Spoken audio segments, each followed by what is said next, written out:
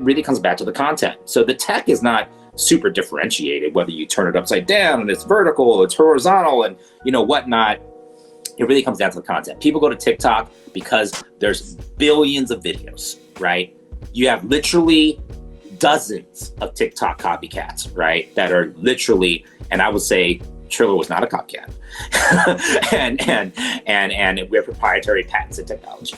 But what I can say is that, again, people go to TikTok because everyone's on TikTok, and that's where you're going to get the most content. So to me, the technology, unless you're talking about some type of rocket ship, SpaceX, going into, Jupiter, I don't think it's the tech that really matters in that sense. It really is the content. Now, if you're a creator, it really comes down to originality.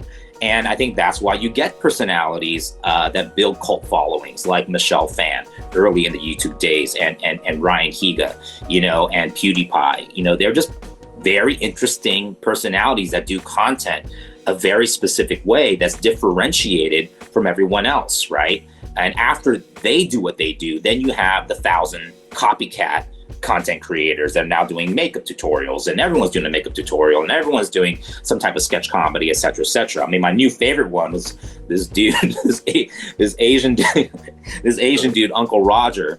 I don't know if you've seen Uncle Roger on YouTube, Jody. Have you seen him? Oh, it's the funniest. It's this Chinese dude from Malaysia that lives in London. He wears this orange polo, and he talks with a Cantonese accent like my dad, and he just comments on white people trying to make Asian food. And he's like, "Hi, my name is Uncle Roger. Oh my God, she's making egg fried rice. It is so wrong. Hiya." It's just hilarious, right? But this dude has a specific character, has a specific aesthetic. He has a original personality, and he's just commenting, right, on all this YouTube content. And it's just different. It's just unique, right? And it's hilarious. And he's being himself. There's no one like him on the internet, right? And so again, it just comes down to originality. It's not so much like, oh, yes, it comes down to originality, but it also does come down to, I believe, the creativity of your production. Like when I look at Uncle Roger, his stuff is not like 88 Rising. It's not like, oh my God, he's got VFX and super dope aesthetics. But the way he edits, the way he creates, the way he, edits and the beats that he takes and he plans and the scripts, there is a science to it. There is a madness to it. There is a method to it that makes it successful. And I think you have to do your homework. You got to study and see what really, is engaging and addictive and viral and entertaining. So what are the commercial opportunities out there? How are people getting paid for their content now? 2 words, OnlyFans. So, I mean, that's the model, it was that the quote unquote millennial iteration of that was Kickstarter, right? And go crowdfund a project, right? Well, why don't I now crowdfund a talent? I want to crowdfund a creator. I want to just continually support, right?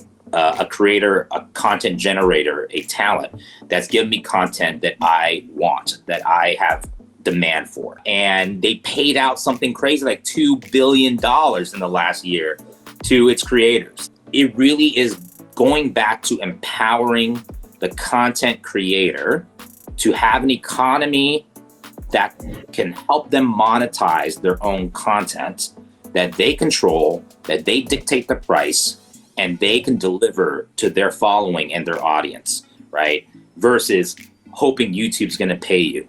Well, sure, YouTube will pay you, but pennies, right? Unless you're literally getting 10 million views per video and you're Logan and Jake Paul, right? So data determines your content, right? Netflix knows that this series, right, is gonna do X amount of new subscriptions, is going to create X amount of views, is going to create X, amount of revenue. So they are able through data, right, to make bets, big bets. Sometimes there are people like, how can Netflix pay $50 million or $100 million to license Friends, right? Because they know that $100 million is going to make them $1 billion, right? If not much more, right? Because they know the data, they know the analytics, they know what the audiences are watching, they know what the audiences are wanting, and they know what's working for the audiences, right? That are consuming the content on the platform. So data is driving content for everything today, whether you're YouTube, whether you're Netflix, whether you're TikTok. You know, as a content creator, if you have the back-end data analytics, and companies like Patreon and others will give you some form of metadata around, oh, this piece of content got X amount of views from these geographies, from this age range, but to know like, wow, if I actually made a video at this point, people dropped off and stopped watching, or they watched all the way to the end, or at this point is when people really started commenting, right? And then so you're able to take all these pieces of data and go, okay, now if I just analyze that, formalize that through analytics, now I can actually create content specific to a specific structure and formula that continually works, right? And so I think that is the power of data. Data informs us in order for us to know what to actually create. It's always the age-old question, right? Humans versus AI, right? Can AI do what a human can do? Can a human do what AI can do? I think there are arguments, on both. I think when it comes to accuracy, and it comes to efficiency, and it comes to data points, data will always win, because the math doesn't lie, the science doesn't lie, the algorithm doesn't lie. But can AI emote? Can AI philosophize, right? Can AI have spirituality, right? Can AI inspire? I don't think we're there yet. I think it will get to a level of intelligence where it technically could become like the movie Her, and you fall in love with a robot AI talking to you. And actually, I invested in a company that is that, and I believe it's going to be bigger than Google. And it's working, FYI. But I do think that the idea of AI talent is going to become more and more mainstream. So there's been a few companies in Asia that I've been looking at investing in. In Japan, it's already been happening with hologram idols and AR and VR avatars. In China, it's also been happening. This whole entire virtual celebrity or virtual music artist or virtual idol. But a lot of that still has to be engineered and created by the human, right? And so what does Lil Miquela look like? What is she going to wear? What's she going to sing, right? You still have to actually go in and find a music producer to produce a song, and find a real human to go and sing that song and record that song, and then patch it into Lil Miquela, right? And then she goes and performs that. But dear Lord, it's a lot easier to manage Lil Miquela than Lil Kim. Okay. And so, you know what I'm saying? So I, who used to be in the talent management game, know how hard it is to manage talent, and just, how much of, a loss of hair of my life and health, that was for a period of time, versus managing an AI that you control. I think that is very interesting, and we're going to see more of it. So I do think that at the end of the day, it's not about an app. I think we're going to move away from apps. I think apps are cluttered. I mean, I have 1,000 freaking apps on my phone. I want to kill this every day because I'm getting notifications as I'm talking to you, right? And it's distracting, and it's just cumbersome, and it's just not efficient. It's not effective. Technology should be simple.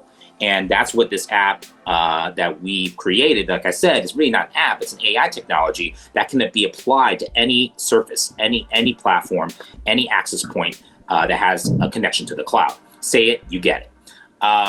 What I do think will be interesting is respectable technology. And how do you make, technology respectable of humans, right? And obviously with movies like Social Dilemma, you know, we are in a dilemma, right? Where social media is now dictating morality, dictating ethics, dictating whether or not there's going to be a civil war in the United States or in Turkey or Hong Kong or anywhere else in the world, right? And so I think where we're going is going to be non-app centric. I think it's going to be based upon any access point and any surface that gives you connection, right, to the internet or to the cloud. And we're going to see everything become decentralized, as we're already seeing right now in this pandemic.